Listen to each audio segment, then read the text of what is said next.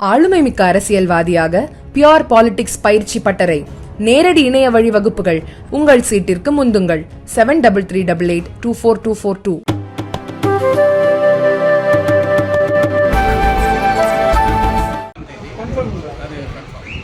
Online மூலமா திறக்கிறாரா?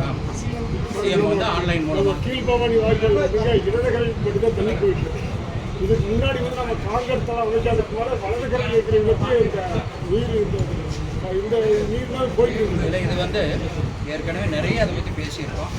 அதெல்லாம் பார்த்து விவசாயிகளுக்கு பாதிப்பு இல்லாத செய்யணுங்கிறது தான் எங்களுடைய எதிர்காலத்தில் இல்லை நான் சொல்கிறேன். அதோட நீதிமன்றத்துடைய உத்தரவுகளும் இருக்கிறது.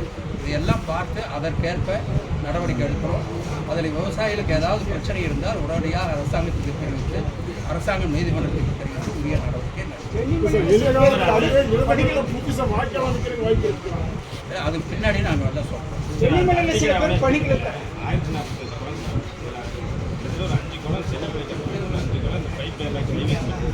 உடஞ்சி கிட்டத்தட்ட பல மாதங்களாக 3-4 மாதங்களாக நடவடிக்கைகள்லாம் 5 குளத்துக்கு தண்ணி பக்கத்தில் கூட குளத்துக்கு தண்ணி வந்துச்சு. அதுக்கப்புறம் சொல்லி அமைஞ்சிருக்கு. அது அதனால திறக்கணும்னு சொல்லியிருக்காங்க. எந்த ஒரு இல்லை, இப்போ கலெக்டர் வந்து மீட்டிங் வச்சுருக்காங்க.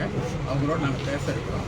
1045 குளத்துக்கும் தண்ணீர் போகணுங்கிறது தான் முதலமைச்சருடைய உத்தரவாக சொல்லப்பட்டுள்ளது. 1045 குளத்துக்கும் தண்ணீர் போகணும். இதில் இருக்கிற சிக்கல் நான் பல முறை அங்கே சொல்லியாச்சு.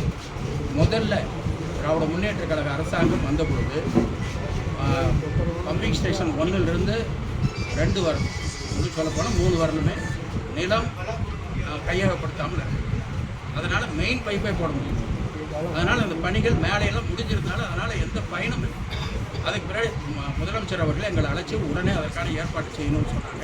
நாங்கள் அந்த விவசாயிகளை ஒவ்வொருத்தரும் நேரடியாக பேசி அவர்களை சமாதானப்படுத்தி அந்த இடத்தை எடுத்து நாங்கள் கொடுத்த பின்னாடியே தான் அந்த வேலை முடிந்தது. 2023 ஜனவரியிலே அந்த வேலையை முடித்து கொடுக்கப்பட்டது. அதற்கு பின்னாலே அவங்க வந்து ட்ரையல் ரன் எடுக்கிறாங்க.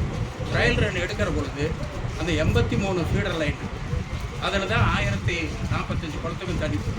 அந்த ஃபீடர் லைனில் பெரும்பகுதியான இடத்துல உடைப்புனாக்க ஏதோ அவங்க ரோடு போட்டிருக்காங்க அல்லது வந்து மற்ற பைப் லைன் போட்டிருக்காங்க, ஈபியில் வேலை செஞ்சுருக்காங்க. அது வந்து எப்படியோ டேமேஜ் ஆகிடுச்சு. அதெல்லாம் இப்போ ரெடி பண்ணிட்டாங்க. ஏறத்தாழ 99% அது ரெடி ஆகிடுச்சு. எங்காவது இந்த மாதிரி சில குளங்கள் இருந்தால் அதையும் ஒழுங்கு செய்வதற்கான நடவடிக்கை கண்டிப்பாக எடுக்கப்படும். ஆனால் முதலமைச்சர் அவர்கள் திறக்கிற பொழுது அத்தனை குளத்துக்கும் தண்ணீர் போய் சேருகிற ஒரு நிலையை உருவாக்க வேண்டும் என்றுதான் சார். அக்ரி இன்புட் சொல்லுங்க, எவ்வளோ விதை நெல், எவ்வளோ ஃபெர்டிலைசர் ஸ்டாக் யூஸ்வலாக சொல்லுங்க. எதில் அக்ரி இன்புட் விவசாயிகளுக்கான விதை நெல், ஃபெர்டிலைசர்ஸ் எல்லாம் எவ்வளோ ஸ்டாக் இருக்குது அது நான் அப்புறம் சொல்கிறேன். சார், இப்போ இந்த பாசனத்துக்கு அரசாங்கத்திலேருந்து ஏதாவது ரெக்கமெண்ட் பண்ணுங்க, இந்த பயிர் மட்டும் பயிர் பண்ணுங்க, குறிப்பிட்ட பயிருக்கு ஏதாவது ரெக்கமெண்ட் பண்ணுங்க. அந்த மாதிரி 120 நாள் தண்ணி கூட அவங்க எது வேணாலும் வச்சுக்கலாம். தென்னிமலையில சில பேர் பணிகளை தடுத்துட்டாங்கன்னு சொன்னாங்க. இல்லை, அதெல்லாம் அது பேசிக்கிட்டு இருக்காங்க. அங்கங்கே ஒரு சின்ன சின்ன பிரச்சனை வரும். அதெல்லாம் சென்ட்ரேட் ஆகி நடந்துகிட்டு இருக்கு. மங்களப்பட்டியில் கூட அந்த போராட்டம் அப்படிங்கிறது நடந்துட்டு இருக்கு. இல்லை, அதுதான் சொல்கிறேன். அங்கங்கே சின்ன சின்ன பிரச்சனைகள் இருக்குது. அந்த பிரச்சனை உள்ளூரில் அங்கே இருக்கிற ஏதாவது சிக்கல் இருக்கும். அதை வந்து அதிகாரிகள் பேசி அதை சால்வ் பண்ணி எல்லா வேலைகளும் நடந்து. இப்போ தண்ணி திறந்திருக்கோம், விதை நெல் உரம் இதெல்லாம் போதுமான அளவுக்கு இருப்பு இருக்கா? அதுக்கு எங்களுக்கு தெரிஞ்ச வரல எல்லாம் போதிய அளவுக்கு எல்லாம் இருக்குது. அதில் ஏதாவது சிக்கல் வந்தால் உடனடியாக மாவட்ட ஆட்சித்தலைவர் அதை கண்காணிக்கிறார்.